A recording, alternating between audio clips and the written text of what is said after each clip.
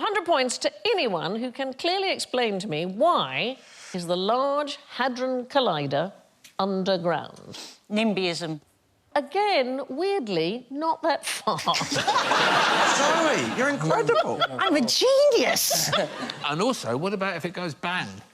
Yeah. I mean, I know they're only tiny things whizzing around. Small things can do a lot of damage, certainly. I don't know what you're looking at me for. So why might you not want it in your backyard? Well, I live in London, I haven't got the room. So that's exactly right, darling. Yes, it's 27 kilometres of tunnel. And if you put it above ground, that's an awful lot of very expensive real estate. So the truth is, it doesn't need to be underground, it's just cheaper. There you go, that's the land that you would need to put it above ground. Plus, there was already an existing tunnel which had been dug for another particle collider, the Large Electron-Positron Ring. I was invited to visit it. So. Did you go? I did go. And? They gave me a nice lunch. And then I said, why have you invited me? They said, don't you follow us on Twitter? And I said, no. Was there another Alan Davies who followed them on Must have Twitter? been. Must have been. Anyway, what they said to me was they were already disappointed that it wasn't bigger, and they wanted to make a bigger one. And there is a bigger one. I thought you meant the person they'd booked. Did you understand what was happening, what was going on? They tried to explain it to me. So I'm going to go with that's a no. I felt like at the time I did, and then by the time I got back to the hotel, it had gone. Gone, leached. I thought it was underground because the nerds working on it would evaporate if they were exposed to daylight. I mean, I like that. It is astonishing what happens. The particles travel around the 27 kilometres of the Hadron Collider over 11,000 times every second. So, theoretically, you could get to the moon and back in 3 seconds. I mean, that's how fast it is.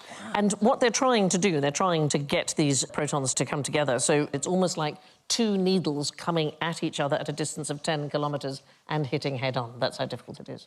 But why? Well, because it's humanity's attempt to understand the universe at its earliest moments. It's trying to understand dark matter and antimatter. Why? I mean, it's amazing and everything, but my train was 45 minutes late today. Can't we just work on that?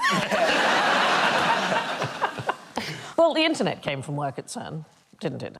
Tim Berners-Lee, the man who came up with the World Wide Web, he worked at CERN.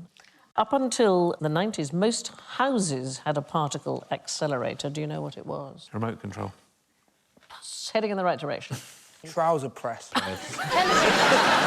Television. Television. So the old cathode ray tubes in old televisions, they accelerated electrons and they fired them at the screen, and that was manipulated to show images. So we basically had one in our homes.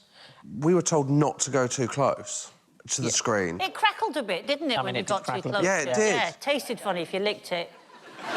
But the other thing they said to me was that they were under quite a lot of pressure to find something out. Yes. Because it really costs a lot of money. They're under a lot of pressure to, like, find something out. Do you think they thought you were Jonathan Creek?